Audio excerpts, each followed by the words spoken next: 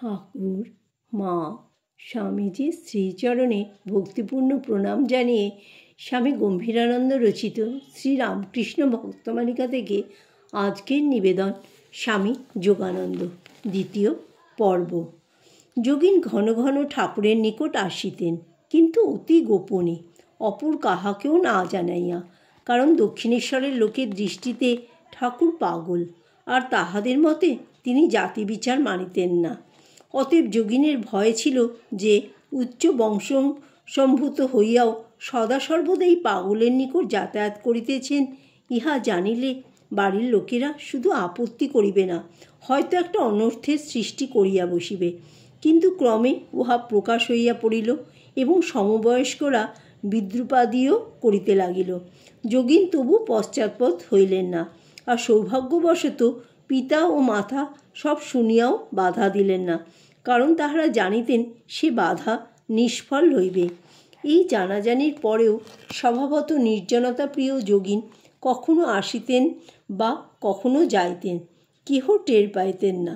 এমনকি ঠাকুরের ভক্তদের নিকটও উহা অজ্ঞাত থাকিত। ক্রমে ঠাকুরের সঙ্গগুণে তাহার মনে বৈরাগ্যের সঞ্চার হইল। তিনি প্রবেশিকা পরীক্ষার পরে আর পড়াশোনা করিতে চাহিলেন না। কি করিয়াই বা পড়াশোনায় মন বসিবে? ঠাকুর তাহাকে যে ভাবের ভাবুক করিয়াছেন, তাহার সহিত সাংসারিক শিক্ষা সামঞ্জস্য করা দুষ্কর। তিনি ঠাকুরের নিকট শুনিয়াছিলেন যে কামকাঞ্চন ত্যাগ ব্যতীত ঈশ্বর লাভের আশা দুরাশা মাত্র।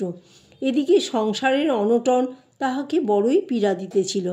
অবশেষে অনেক ভাবিয়া এই সিদ্ধান্তে উপনীত হইলেন যে দ্বার পরিগ্রহপূর্বক সংসারে লিপ্ত না হইলেও চাকরি অবলম্বনে পরিবারের ভরণ পোষণের ব্যবস্থা করা আবশ্যক।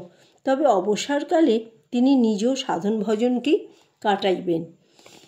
মনে মনে ইহা স্থির করিয়া পিতাকে জানাইলেন এবং তাহার অনুমতিক্রমে চাকুরির সন্ধানে কানপুরে তাহার মেশোর বাড়িতে উপস্থিত হইলেন। কিন্তু সেখানে কয়েক মাস চেষ্টার ফলেও কোনো কাজ জুটিল না। ইহাতে একদিকে যোগিনের সুবিধাই হইল। তিনি দীর্ঘ অবসর বৃথা নষ্ট না করিয়া ধ্যান জপের সময় বাড়াইয়া দিলেন। যোগিন যতই অন্তর্রাজ্যে ডুবিয়া যাইতে লাগিলেন, বাহিরে ততই তাহার গাম্ভীর্য ও উদাস ভাব স্পষ্টতর হইতে লাগিল। মেষমহাশয় ইহা অচিরেই লক্ষ্য করিলেন এবং এতাদৃশ উচ্চ জীবনের সহিত পরিচিত না থাকায় ইহা অপ্রকৃতস্থতার পূর্বাভাস মনে করিয়া প্রতিকারকল্পে যোগিনের পিতাকে পত্র লিখিলেন, ছেলে বড় হয়েছে, এখন বিয়ে না দিয়ে এমন করে রাখলে একেবারে বয়ে যাবে, ইত্যাদি। চিঠি পাইয়া পিতা বিবাহের যাবতীয় আয়োজন ঠিক করিলেন, কিন্তু পুত্রের স্বভাব অবগত থাকায় তাহাকে কিছুই না জানাইয়া কানপুরে সংবাদ দিলেন, যোগিনকে বাটিতে পাঠাইয়া দাও, বাটিতে অসুখ। খবর পাইয়া যোগিন মনে করিলেন হয়তো তাহার মাতা পীড়িতা হইয়াছেন। যোগিনের মনে এইরূপ আশঙ্কার উদয় হওয়ায় তিনি আর কালবিলম্ব না করিয়া মাতৃসমীপে উপস্থিত হইলেন। পরন্তু বাড়িতে আসিয়া যাহা শুনিলেন তাহাতে একেবারে হতবুদ্ধি হইয়া পড়িলেন। এ কি, কোথায় কাহার অসুখ? কাহারও মুখে কোনো ভাবনা বা উদ্বেগের চিহ্ন মাত্র নাই। শুধু রহিয়াছে অজ্ঞাত এক ভাবী উৎসবের ব্যস্ততা। কেহ কিছু না বলিলেও তাহার বুঝিতে বাকি রহিল না যে এই সমস্তই তাহাকে কেন্দ্র করিয়া চলিতেছে। তাহার বিবাহ আসন্ন, আর মাত্র 2 দিন বাকি আছে। যোগিন আজ এক পরীক্ষার সম্মুখীন। অবিবাহিত থাকিবেন ইহাই তো তাহার দৃঢ় সংকল্প, কিন্তু আজ এ কি বিধির বিড়ম্বনা। যাহা হোক, অনেক ভাবিয়া পিতাকে স্পষ্টই জানাইয়া দিলেন যে তিনি বিবাহ করিবেন না। কিন্তু পিতা তাহা শুনিবেন কেন? পুত্রকে কৌশলে রাজি করাইবেন, ইয়া ভাবাইয়াই না তিনি সমস্ত ব্যবস্থা করিয়াছেন। সেই ছেলের অবিবেচনায় ও অবাধ্যতায় আজ কি তাহার সমস্ত চেষ্টা পণ্ড হইবে? আর তিনি কন্যাপক্ষকে কথা দিয়া উহার রক্ষণের অসমর্থতা নিবন্ধন সমাজের নিকট অপদস্থ হইবেন। পিতা এককালে ক্রোধে ও অভিমানে অধীর হইয়া পড়িলেন। তিনি বলিতে লাগিলেন যে অবাধ্য যোগিনের মুখদর্শন করিবেন না।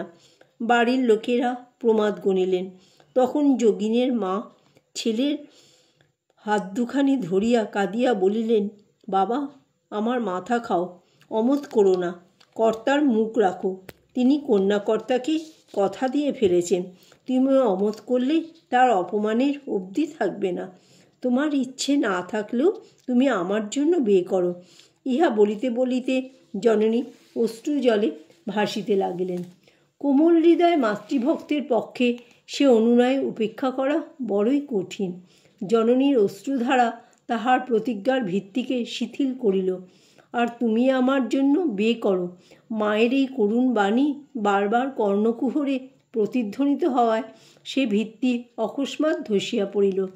মাতৃভক্তির বেদিতে স্বীয় সংকল্পকে বলি দিয়া যোগিন বিবাহে সম্মত হইলেন।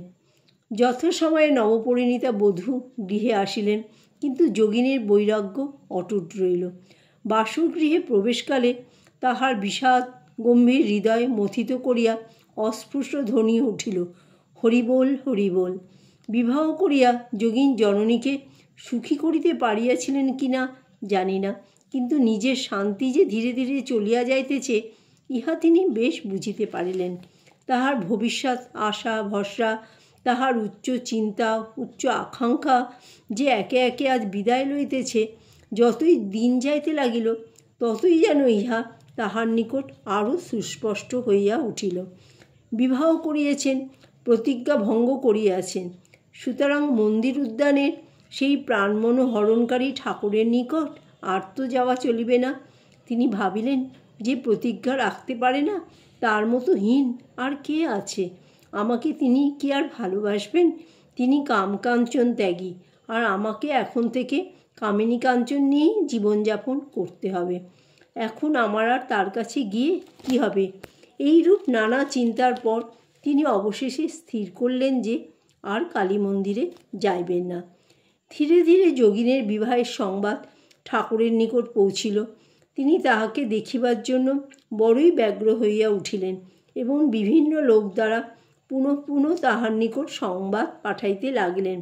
যোগিন তথাপি আসিলেন না, কিংবা ঠাকুরের নিকট কোনো সংবাদ পাঠাইবার প্রয়োজনও বোধ করিলেন না।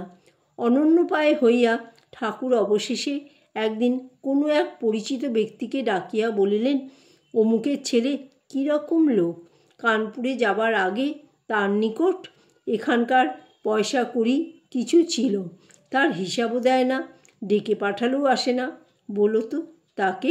এই সংবাদ পাইয়া যোগিন বড়ই মর্মাহত হইলেন।